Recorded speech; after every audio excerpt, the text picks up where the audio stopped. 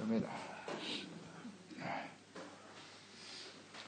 역대상 17장 1절에서 5절까지 했습니다. 1절로 5절 17장 1절 5절 읽겠습니다. 다윗이 그의 궁전에 거주할 때에 다윗이 선지자 나단에게 이르되 나는 백향목 궁에 거주하거늘 여호와의 언약궤는 휘장 아래 있도다. 나단이 다윗에게 아뢰되 하나님의 왕과 함께 계시니 마음에 있는 바를 모두 행하소서. 그 밤에 하나님의 말씀이 나단에게 임하여 이르시되 가서 내 종 다윗에게 말하기를 여호와의 말씀이 너는 내가 거할 집을 건축하지 말라. 내가 이스라엘을 애굽에서 올라오게 한 날로부터 오늘까지 집에 있지 아니하고 오직 이 장막과 저 장막에 있으며 이 상막과 저 상막에 있나니. 아멘. 성전 건축을 사모하는 다윗, 하나님의 궤를 예루살렘에 모시고 레위 사람들에게 찬양하는 직무와 또 오베데돔 형제들에게는 궤를 맡기는 문지기로 세웠죠. 하나님을 섬기게 하였고요. 근데 번제단과 성막이 기본 산당에 그대로 있었다. 그래서 제사장들은 기본 산당에서 번제를 드리고 있었죠. 이에 이제 다윗은 하나님이 거할 성전을 건축하고자 하는 마음을 갖게 되는 것이죠. 성막과 번제단과 하나님의 기회가 따로 떨어져 있다. 그래서 어제 묵상됐던 바로 다윗이 성전을 건축하려고 하는 마음을 갖는 것은 당연한 것이다. 그렇게 보여집니다. 1절 말씀에 보면 다윗이 나단 선지자에게 자신은 백향목 궁에 거주하고 있는데 여호와의 언약궤는 휘장 아래 있다. 이게 마음이 불편했던 거죠. 자기는 화려하고 좋은 궁전에 앉아 있는데 살아가고 있는데 하나님의 성전은 휘장 아래 있다. 마음이 불편한 것이 당연하죠. 하나님을 경외하는 사람 아닙니까? 다윗은 하나님이 중심이고 예배하고 주님을 섬기는 것이 언제나 삶의 우선순위고 초점인 사람인데 하나님의 전의와 같은 모습 불편해서 주님의 성전을 짓는 마음을 갖게 된다. 이건 너무나 당연한 겁니다. 당연한 것이에요. 자, 우리도 한번 잘 묵상해 보세요. 나의 삶과 하나님의 성전에 대한 우리의 마음, 태도 이런 걸 좀 묵상해 볼 필요가 있죠. 다윗의 마음은 순전하고 좋은 마음이에요. 하나님을 사랑하는 마음이겠죠.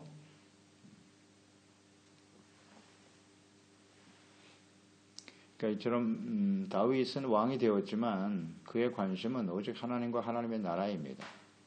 하나님이 통치하시고 다스리시는 하나님의 나라를 세워야 한다. 그래서 성전을 귀하게 하겠다는 것이고 그 직임을 맡은 레위 사람들, 제사장들 찬양하며 주님을 섬기는 직무 아주 귀하게 여겼죠. 존중했던 사람이었고요. 더 나아가서 말씀해 보면 선지자, 나단 선지자를 가까이 두고 하나님의 뜻을 묻고 하나님의 말씀을 듣고 순종하는 사람이었다. 다윗의 성공 비결을 잘 우리는 묵상해야 합니다.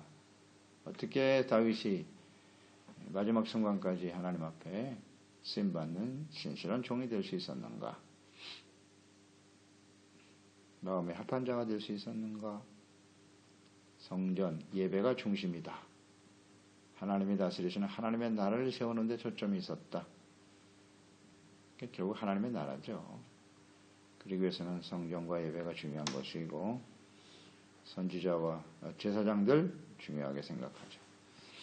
선지자를 가까이 뒀다는 것은 이런 걸 보면 이 다윗이 예수 그리스도의 그 모습을 우리가 잘 보여주고 있는데요.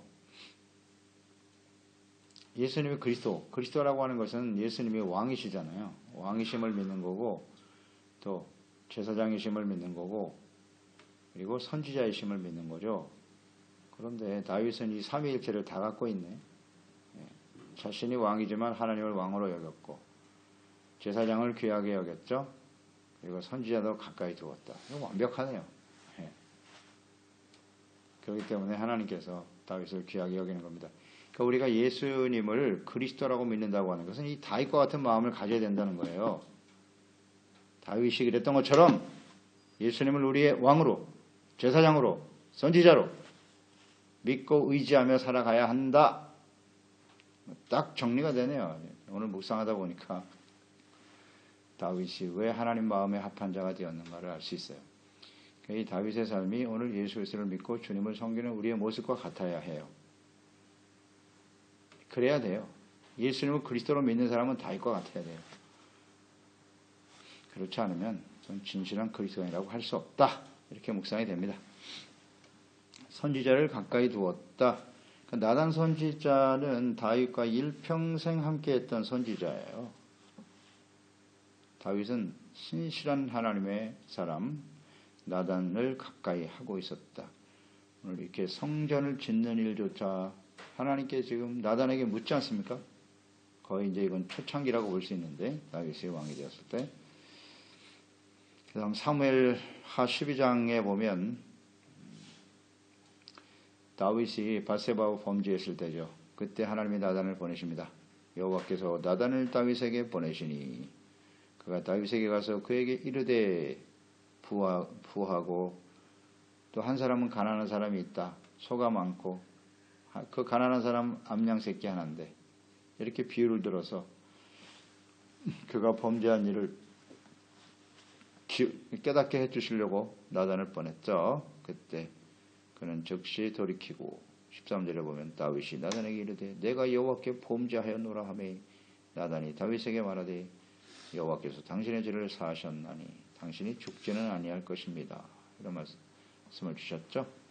그 범죄한 사람이 바로 당신이요. 그 앞에 돌이키는 나단 선지자가 있었죠.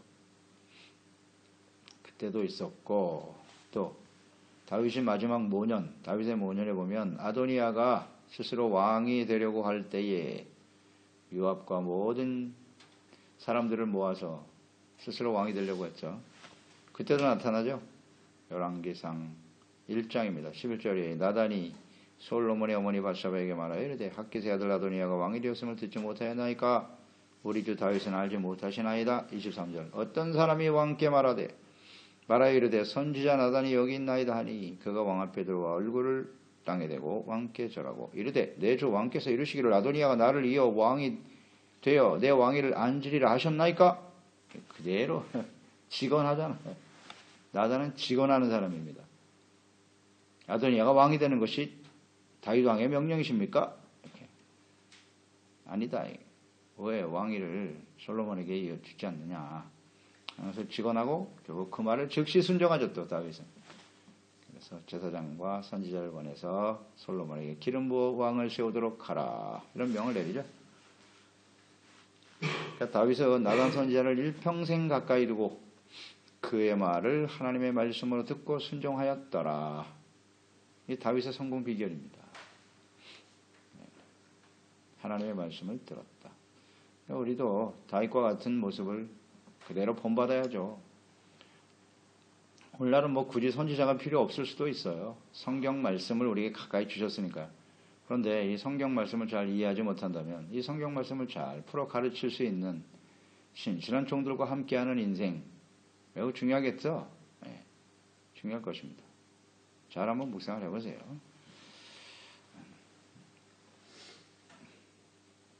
이런 사람을 찾기 쉽지 않아요. 이제 다윗 이후의 왕들을 보세요. 이 선지자를 이렇게 가까이 하는 사람 많지 않습니다. 오늘 우리도 마찬가지겠죠. 내가 끝까지 가까이 하고 함께 하고 싶은 사람은 어떤 사람인가? 잘 묵상을 해보세요. 나에게 도움을 주는 사람?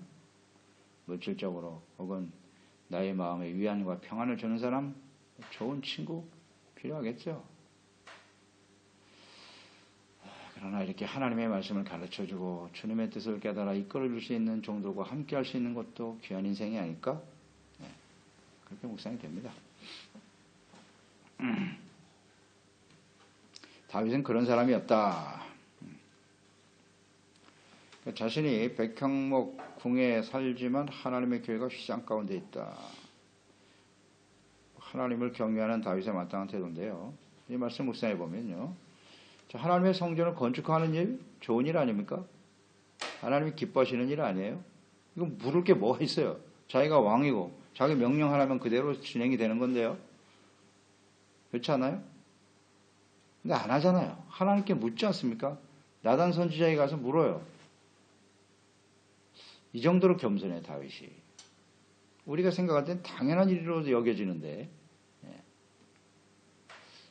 그 일이 뭐 명분도 분명하고요. 뭐 하나님의 뜻과 크게 다르지 않지 않겠어요? 성전을 짓는 일은. 그래서 그냥 실행할 수도 있을 건데 묻습니다. 묻습니다. 나단 선지자도 그렇게 대답하죠. 2절에. 하나님께서 왕과 함께 계시니까요. 마음에 있는 바를 모두 행하도록 하세요. 제 생각에도 그게 나쁘지 않습니다. 그대로 행하시는 게 좋겠습니다.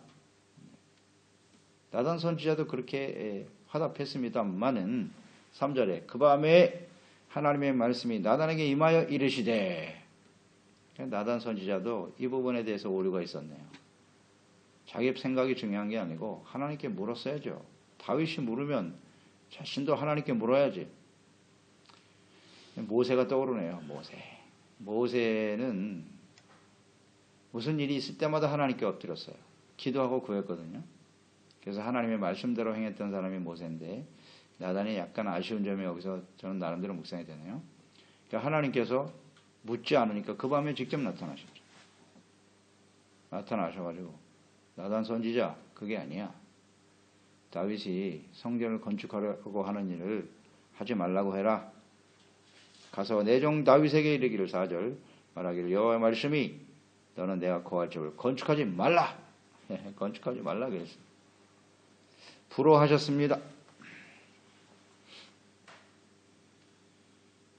그대로 마음에 원한 대로 행하라고 했는데, 이 선지자도, 나단 선지자도요, 좀 묵상을 해보면, 하나님이 이렇게 말씀하시면, 자기가 좀 어색해지지 않습니까? 어제까지만 해도 선지자로서 말이죠. 그 하나님 마음에, 다윗 왕의 마음에 원한 대로 그냥 하세요. 자기가 말을 했어요. 선지자로서. 그런데 하나님이 말씀하셔서 건축하지 말라고 하시거든요. 이렇게 이 말을 전하는 거 쉬웠을까? 나단 선지자 입장에서. 그래도 자기 체면이 있는데 하나님의 뜻인 것처럼 어제 말했는데 성전을 지으라고. 그런데 오늘 가서 또 다시 하지 말라고 해야 된다? 쉽지 않을걸요. 이것도요.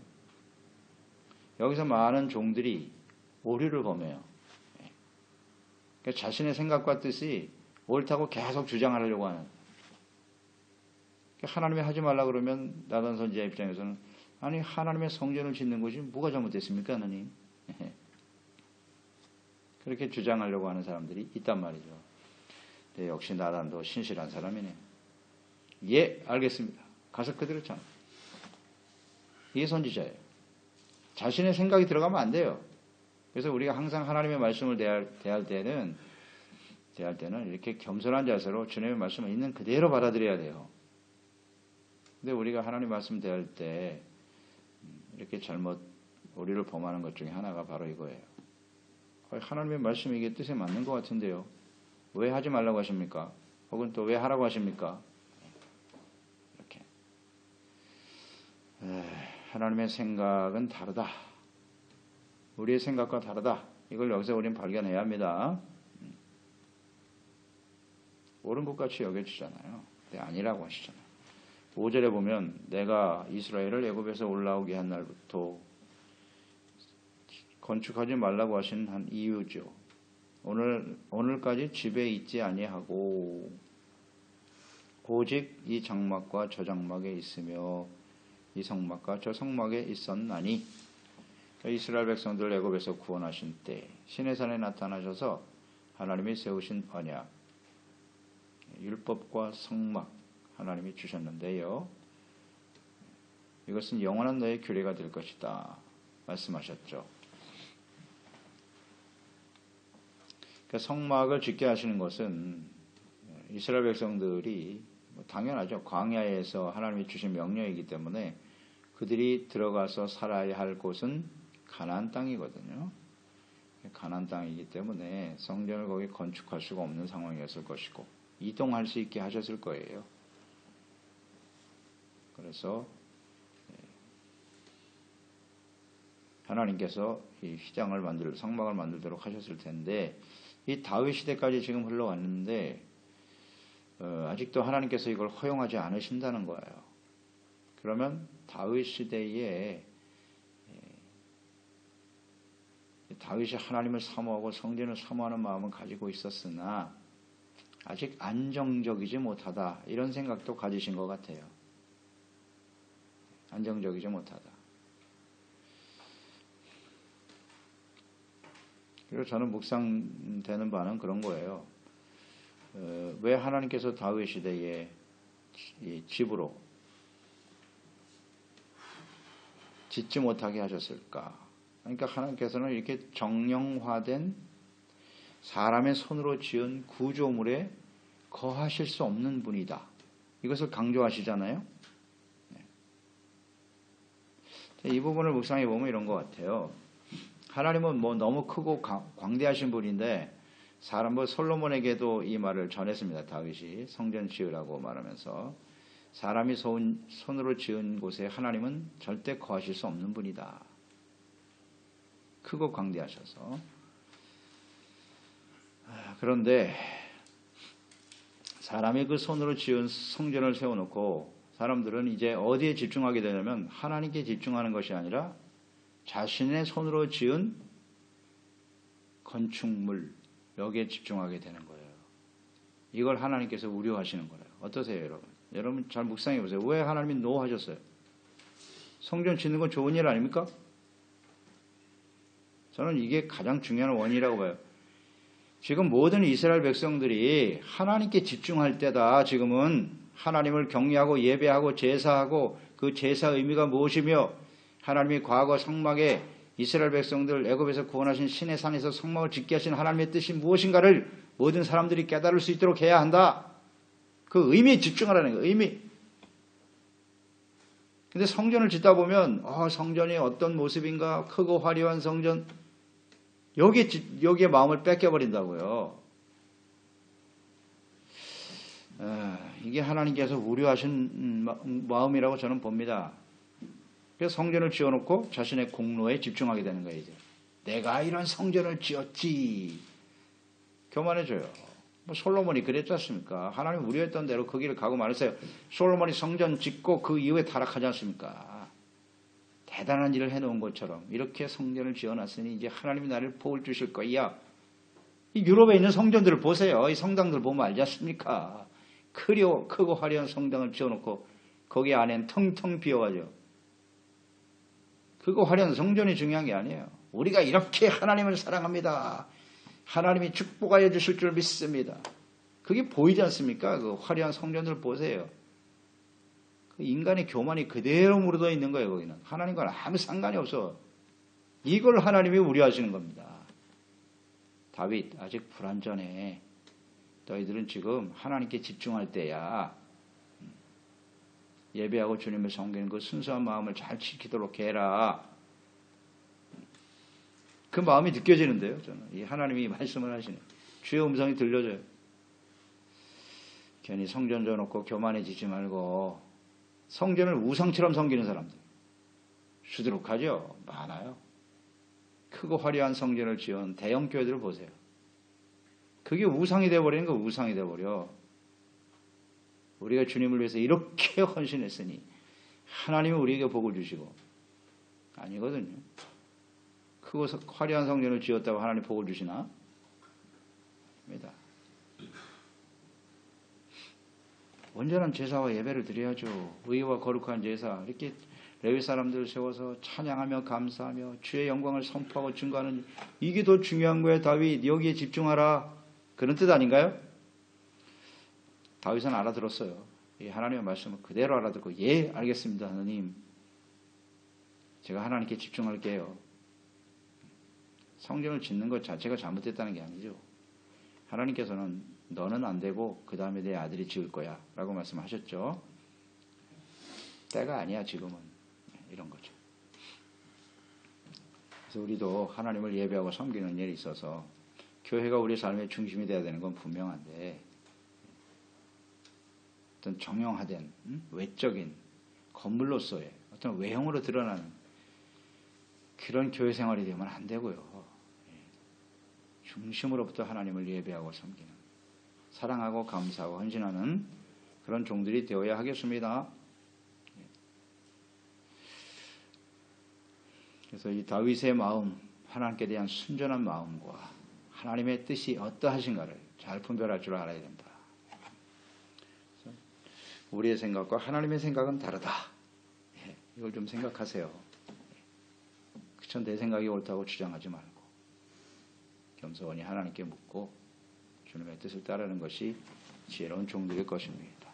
그렇습니다. 하나님 아버지, 오늘도 말씀을 통해서 다윗이 하나님을 경외하는 사람이죠. 왕이 되었음에도 불구하고 자신의 권력과 자신의 나라를 세우려고 하는 일보다 하나님이 다스리시는 하나님의 나라를 세우고자 하는 간절한 열망이 있었던 다윗. 권력의 중심에 서면요, 다 변합니다. 다 변해. 안 변한 사람 없습니다. 다 교만해지고 자기 나라와 영광을 위해서 추구하는 것이 마땅한 일인데, 다윗은 특별한 사람이죠. 진짜 하나님의 은혜 받은 사람입니다. 겸손하게 하나님의 성전을 소중하게 여겼던, 제사와 예배 귀하게 여겼던 사람인데, 마땅히 성전 건축하는 마음 갖는 것이 맞을 거예요. 근데 하나님은 허락지 않으셨어요. 그 이유가 여러 가지로 나오지만 중요한 하나님의 마음은 하나님을 예배하고 섬기는 그 마음에 집중하라고 주님께서 허락하지 않으셨을 것이다. 그렇게 묵상이 되네요. 솔로몬 역시 우리의 뜻대로 성전 건축하고 타락했거든요. 크고 화려한 교회를 지은 다음에 부패하고 타락하는 모습 오늘도 볼 수 있잖아요. 과거의 역사 속에도 그대로 드러나는 일이고요. 우리가 주님을 위해서 무엇을 했다? 없죠. 의미 없습니다. 우리가 지금까지 신앙생활하면서 교회와 주님을 위해서 어떤 일을 했느냐, 그런 거 중요하지 않아요. 다 내려놓고 마지막 순간까지 하나님 앞에 이 악한 세대 속에서 범죄할 수밖에 없는 저희들이 주님의 전에 나와 예배하고 기도를 통해서, 섬김을 통해서 죄사함 받고 은혜 받고 감사하고 찬양하는 이 순전한 마음과 믿음을 끝까지 지켜갈 수 있는 저희들이 되게 하시고, 말씀을 깨우쳐 주시고 이끌어주는 신실한 종들과 하나님의 말씀이 일평생 우리와 함께 할 수 있는 복된 삶이 되게 하소서. 예수님의 이름으로 기도드리옵나이다. 아멘. 좋습니다.